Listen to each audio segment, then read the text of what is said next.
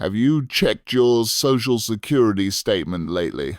I'm not asking to be nosy, I'm asking because if you haven't looked at it in the last few months, you might be in for a surprise when the calendar flips to 2026. We're talking about changes that could directly impact the number on that monthly deposit, and I want to make sure you aren't caught off guard. Every year, the government adjusts these programs, but 2026 is shaping up to be a year with some significant shifts that many people aren't talking about yet. In fact, there's a major legislative proposal on the table that, if passed, could put a hard cap on certain costs, which sounds great, but the details are crucial. At the same time, the standard costs for things like Medicare are going up in ways that will hit your wallet. And if you're still working, well, that's a whole nother layer of rules that could change how much you actually get to keep from your Social Security check.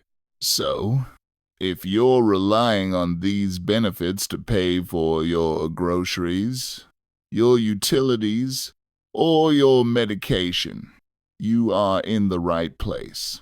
Stick with me until the end of this video, because I'm going to break down the 3 biggest changes you need to know about for 2026.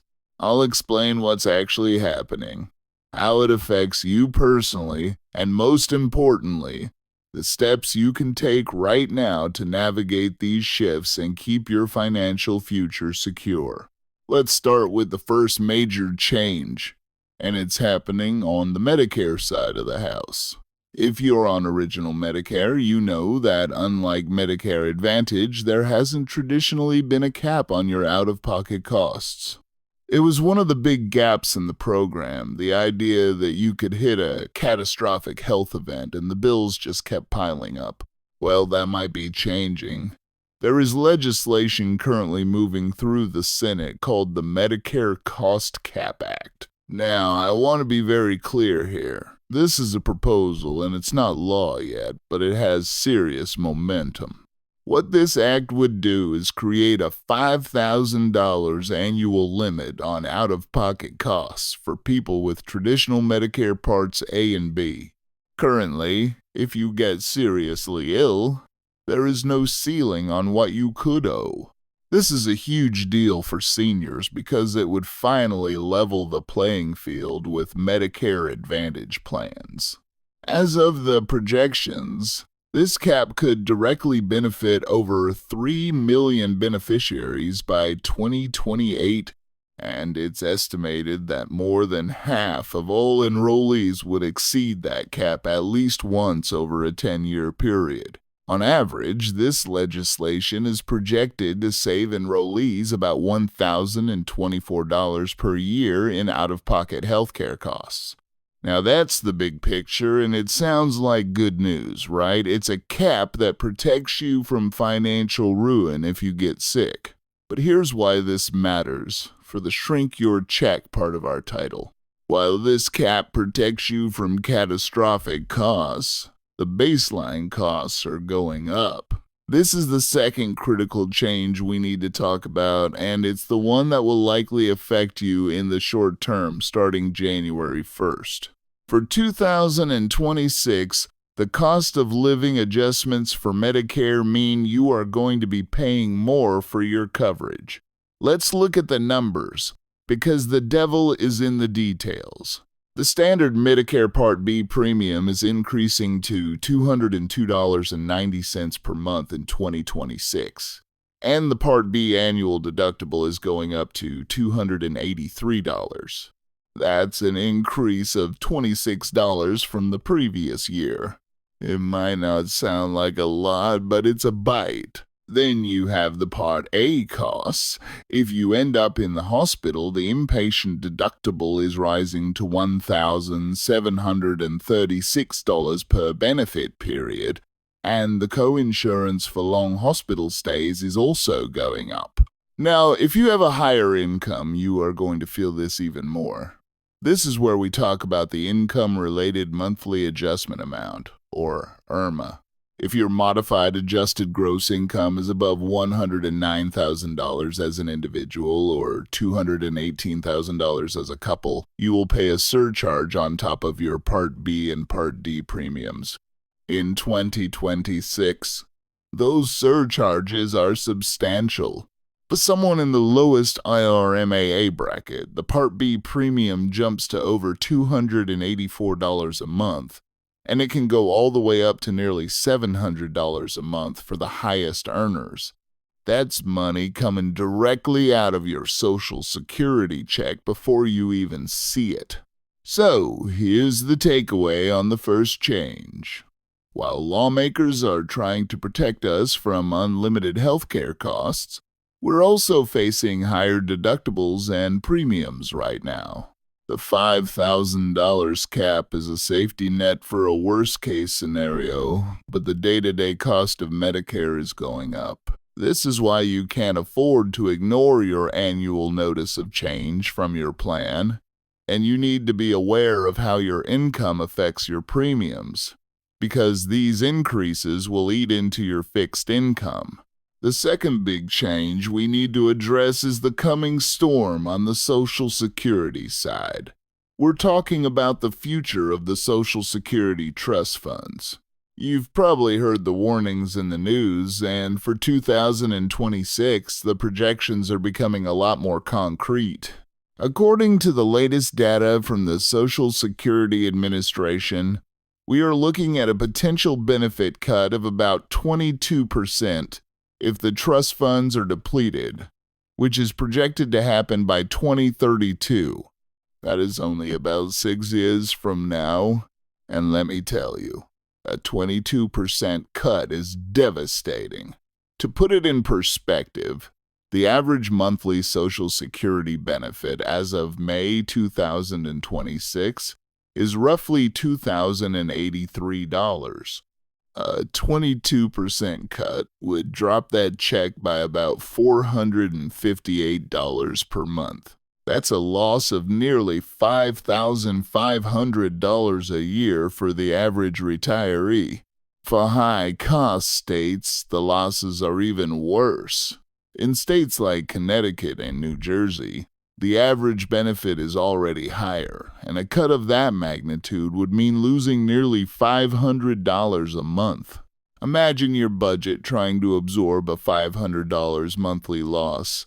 It's not just a matter of cutting out luxuries, it's a matter of deciding between groceries and heating.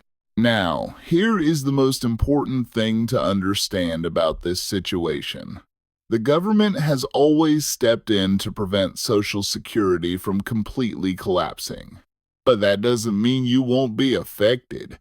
When they fix it, they usually do one of two things. They raise taxes, or they cut benefits. It's very likely that the solution will be a combination of both.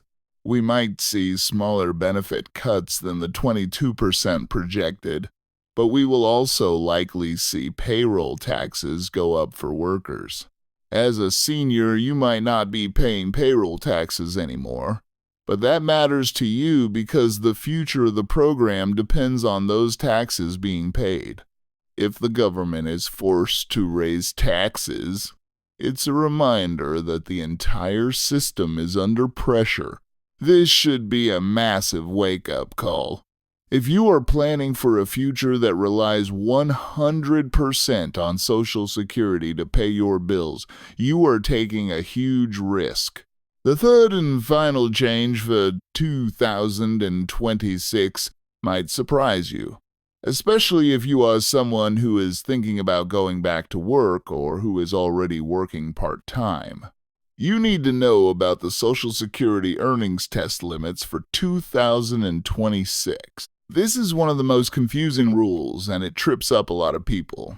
Here's how it works. If you are collecting Social Security retirement benefits and you are under your full retirement age, your benefits can be reduced if you earn more than a certain amount.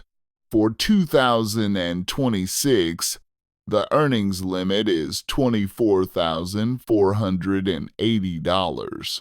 If you are under full retirement age for the entire year and you earn above that limit, The Social Security Administration will deduct $1 from your benefits for every $2 you earn above the limit. Let's say you work a part-time job and you earn $30,480 in 2026. That is $6,000 over the limit. Social Security would deduct $1 for every $2 you earned over, so they would withhold $3,000 from your benefits. Now, there is another rule for the year you reach full retirement age. In 2026, the limit for those months before you reach your full retirement age is significantly higher at $65,160. In that year, they deduct $1 for every $3 you earn above that specific limit. But here is the good news. Starting with the month you reach your full retirement age, you can work as much as you want, earn as much as you want, and Social Security will not reduce your benefits at all. They stop penalizing you. The common mistake here is that people think they have to stop working entirely. They don't. They just need to be aware of the limit and track their earnings. And if you do have benefits withheld because you're over the limit, those benefits aren't gone forever. Once you reach full retirement age, your benefit amount is recalculated to give you credit for the months you had benefits withheld. So your future monthly payment will actually be higher. So, to recap these three major changes we've covered today, first, we have the potential for a $5,000 out-of-pocket cap on Medicare Part A and B, which is great for catastrophic protection, but we're simultaneously seeing higher standard premiums and deductibles that are going to eat into your monthly budget. Second, we are facing a very real 22% potential cut to Social Security benefits if the trust fund issues aren't resolved, which means you need to look at your personal savings and other income sources today, not tomorrow. And third, if you are under full retirement age and planning to work, you need to watch the 2026 earnings limit to avoid having your benefits temporarily reduced. The biggest piece of advice I can give you is to stay informed and be proactive. Don't wait for the rules to change without you. These are your benefits, your health, and your retirement security. You've earned it, and you deserve to keep as much of it as possible. If you found this information helpful, please hit that like button. It really helps the channel reach more people who need to hear this. And if you haven't already, consider subscribing and turning on the notification bell. We're going to keep you updated on all the changes that affect your money as they happen. Now, I want to hear from you. Are you noticing these changes already? Has your Medicare premium gone up? Are you planning to work in 2026 and worried about the earnings test? Drop a comment below and let's start a conversation. I read them all. And your questions might even inspire the next video. Thanks for spending this time with me today. Take care of yourself, and I'll see you in the next one.